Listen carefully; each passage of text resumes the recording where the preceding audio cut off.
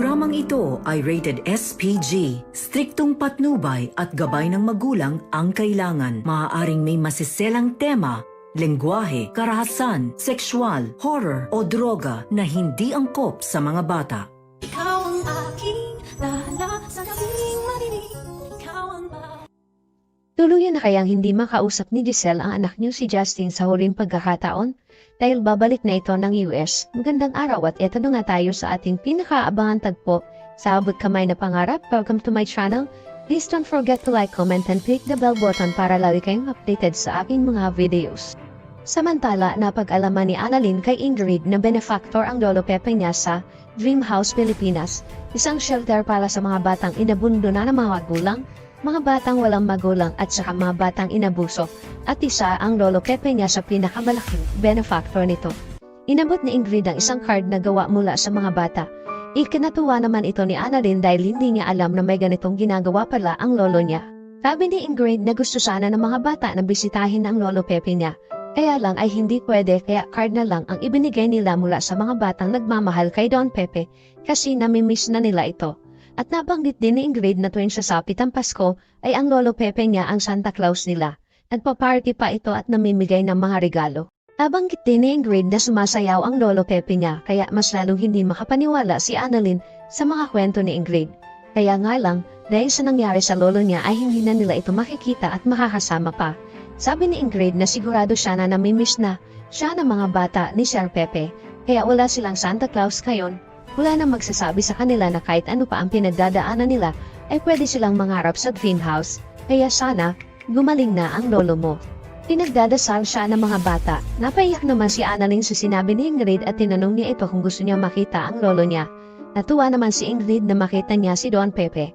Sinabihan ni Annalyn si Ingrid na gusto niyang ituloy ang ginagawa ng lolo niya at siya ang magiging Santa Claus nila ngayong taon. Ikinatuwa naman ni Ingrid ang sinabi ni Annalyn at nagpasalamat siya dahil matutuwa ang mga bata. Sinamahan siya ni Annalyn at maya-maya ay nagpaalam na din ito. Maya-maya ay nasa lubong naman ni Annalyn si Justin sa hallway at tinanong niya ito kung ano ang ginagawa niya dito.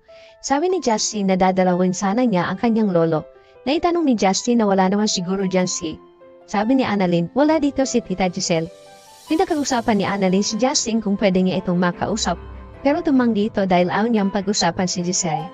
Sabi ni Annalyn na hindi ito tungkol kay Tita Giselle niya.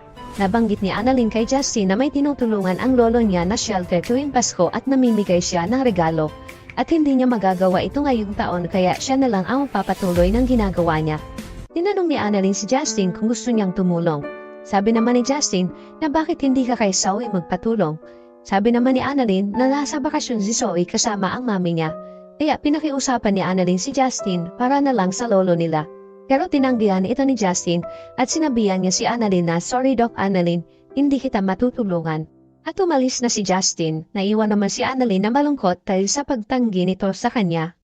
Samantala, inabot na ng gabi si Annalyn sa Apex at kausap niya ang Tita Giselle niya at Tatay Robert niya. Ipinag-alala ni Giselle ang araw-araw na pagbabantay ni Annalyn sa lolo Pepe niya. Sabi ni Annalyn na tita okay lang naman po yun. Pumunta naman talaga ako sa hospital dahil kailangan kong makausap si Doc Hula tungkol dun sa children's party na inaayos ko. Ikinagulat naman ito ng Tatay Robert niya. Kaya nabanggit na ni Annalyn sa kanila na may bisita siya kanina na isang head ng shelter para sa mga bata. Tapos naikwento sa kanya na kada Pasko ay nag-a-arrange ng party ang lolo Pepe niya para sa mga bata. Nagulat din si Giselle sa sinabi ni Annalyn dahil hindi niya din ito alam na ginagawa pala ito ng papa niya. At tinanong niya si Obeng kung may alam siya dito. Ganon din si Robert, wala din siyang alam. Sabi ni Giselle na ang papa nila ay madaming hindi sinasabi sa kanila. Kaya naisipan na din ni Giselle na tulungan si Annalyn kung saan gaganapin ang party. Natuwa si Annalyn kaya pinag-usapan na nila ang venue at bahala na ang Tita Giselle niya. Dahil kailangan ng Tita Giselle niya ang distraction na ito para hindi niya isipin ang anak niya.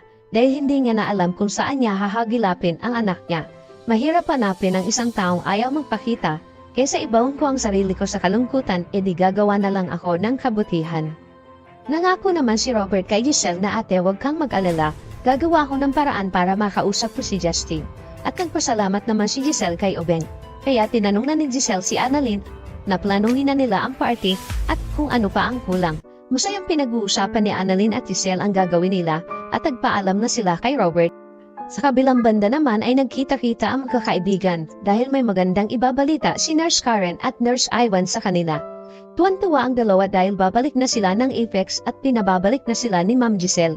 Ikinatuwa naman ito ng lahat dahil muli sila magkakasama sa trabaho. Nagbiro si Doc Blue kay Annalyn at sinabing, "Paano ba yan, Annalyn? Babalik na sila ng Apex. Ikaw ba, may plano ka din bumalik dito?" Narinig naman ito ni Doc Rindon at sinabi na hindi pwede. Na ikinagulat ng lahat ang sinabi ni Doc Rindon. Sabay sabi ni Doc Rindon na hindi pwede dahil may mga pasyente pa siya sa East Ridge at kailangan nila si Doc Annalyn. At napatingin ito kay Annalyn. Habang ang mga kasama nila ay napatingin kay Doc Rindon at biniro siya na parang ikaw, Doc, ang ayaw umalis si Annalyn sa East Ridge. At nagtawanan sila.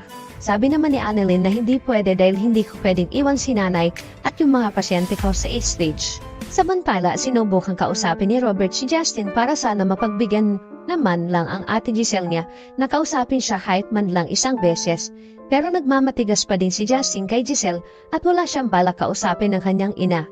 At sinabi ni Justin na babalik na sila ng US, kaya bigo si Robert na pakiusapan si Justin. Agad na pinuntahan ni Robert si Giselle para sabihin na pabalik na ng US ang anak niya. Ikinagulat ito ni Giselle ang sinabi ni Robert at sinabi na ano, pabalik na ng US ang anak ko? Hindi mo man lang agad sinabi, Ubeng. Galit na umiiyak si Giselle dahil wala siyang kaalam-alam na paalis na ang anak niya at hindi man lang niya ito makakausap para makahingi siya ng tawad sa nagawa niya sa kanya. Sabi ni Robert na ate, masakit man marinig, ayaw ka talagang makita ng anak mo. Naiiyak na sinabi ni Giselle na may anak nga ako pero ayaw niya sa akin. Or should I just move on? Ganun na lang ba? At napaiyak si Giselle dahil sa sama ng loob niya na ayaw siyang bigyan ng pagkakataon ni Justin na makahingi ng tawad at makausap siya. Naawa naman si Robert sa ate niya, kaya niyakap niya ito. Samantala, sa shelter kung saan gaganapin ang Christmas party na inorganize ni Annalyn para sa mga bata, ay dumating na ang mga kaibigan niyang nurse. Umaasa si Annalyn na darating si Justin dahil nasabihan niya ito kung saan gaganapin ang Christmas party at sana ay mapagbigyan niya ang lolo Pepe niya kahit sa uling pagkakataon. Sabi ni Nurse Ivan, kung hindi pupunta yon, hindi na ako magugulat. Sabi naman ni Nurse Karen, I agree kasi sigurado ako na iniiwasan niya si Ma'am Giselle dahil ayaw niya itong makita. At maya-maya ay tinawag na sila ni Ingrid para pumasok sa loob nang biglang lumating si Justin na ikinatuwa ni Annalyn. Sabi ni Annalyn kay Justin na salamat at nakarating ka. Sabi ni Justin na dumaan lang ako dito para magpaalam sa iyo dahil pabalik na ako ng US na yon. Ikinagulat ito ni Annalyn kaya pinakiusapan niya si Justin na baka pwede naman magstay ka muna kahit sandali para pasayahin natin ang mga bata. Sige na, para kay Lolo. Umayag naman si Justin na magstay kahit konting oras na ikinatuwa ni Annalyn kaya agad na silang pumasok sa loob. Maya-maya ay tumunog ang telepono ni Annalyn at nakita niya na tumatawag ang tita Giselle niya kaya pinauna niya na si Justin na pumasok. Agad naman sinagot ni Annalyn ang tawag ng tita Giselle niya. Umiiyak na sinabi ni Giselle kay Annalyn na hindi ko man lang makikita ang anak ko bago siya umalis. Sabi niya Annalyn, hindi po tita, may chance pa po kayo. Kasama ko po siya ngayon. Nandito po kami sa venue. Nabuhayan naman ang loob si Giselle at sinabi ni Annalyn na kasama niya si Justin at may pagkakataon siya na makausap ito bago bumalik ng US. Kaya agad sinabi ni Giselle kay Annalyn na sige, pupunta ako dyan ngayon at dali-dali siyang umalis, kasunod si Robert at umaasa na mabibigyan pa siya ng pagkakataon na kausapin ang anak niya. Mapagbibigyan pa kaya si Giselle na kausapin ni Justin? O babalik si Justin ng US na hindi man lang napagbigyan ang pakiusap ni Giselle? Yan ang ating pakaabangan dito lang sa Abot Kamay na Pangarap. Huwag bibitiw at huwag kalimutan mag-subscribe. Maraming salamat po and God bless.